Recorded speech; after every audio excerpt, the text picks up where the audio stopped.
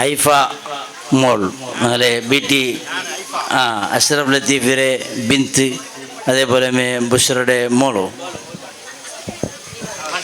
അസ്സലാമു അലൈക്കും വറഹ്മത്തുള്ളാഹി.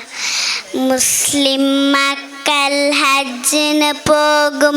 മക്ക എന്നൊരു ദേശത്ത് കഅബ പൊളിക്കാനായി വരുന്നു യമനിലെ രാജൻ അബ്രഹത്ത്.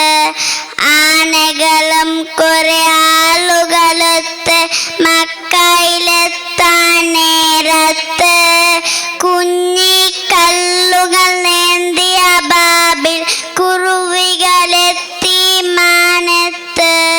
തായോട്ടിരയും കല്ലുകൾ തലയിൽ വീണവരെല്ലാം മയ്യത്ത്. കഅബ സുരക്ഷിതമെന്നും ഇന്നും എല്ലാം റബ്ബിൻ കുദ്റത്ത്.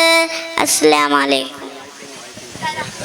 വറഹ്മത്തുള്ളാഹി. ഒരു സൂറത്തിലെ അർത്ഥമായിട്ട് ഇപ്പോൾ നാളെ ഹൈഫ മോൾ പാടിയെ. അഊദു ബില്ലാഹി മിനശ് ശൈത്വാനിർ റജീം. ബിസ്മില്ലാഹിർ റഹ്മാനിർ റഹീം.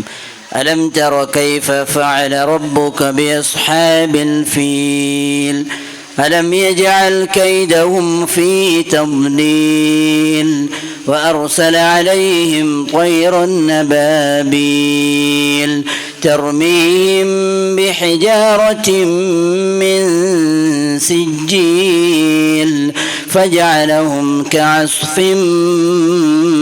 مأكول.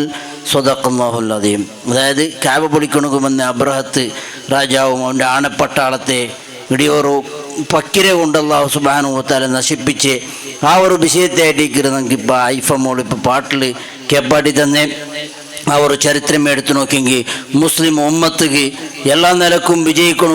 യാതൊരു നിലക്കും വലിയൊരു സ്വറമേ അല്ല ചൊല്ലിട്ട് നമുക്ക് ഇതിൽ കാണുക സാധ്യമാവും. അള്ളാഹു സുബ്ഹാനഹു വ തആലയുടെ തവക്കുലായി നല്ല ഈമാനോട് കൂടെ ജീവിക്കുമ്പോഴത്തേക്കും അതുവേ നമുക്ക് വലിയൊരു ശക്തി.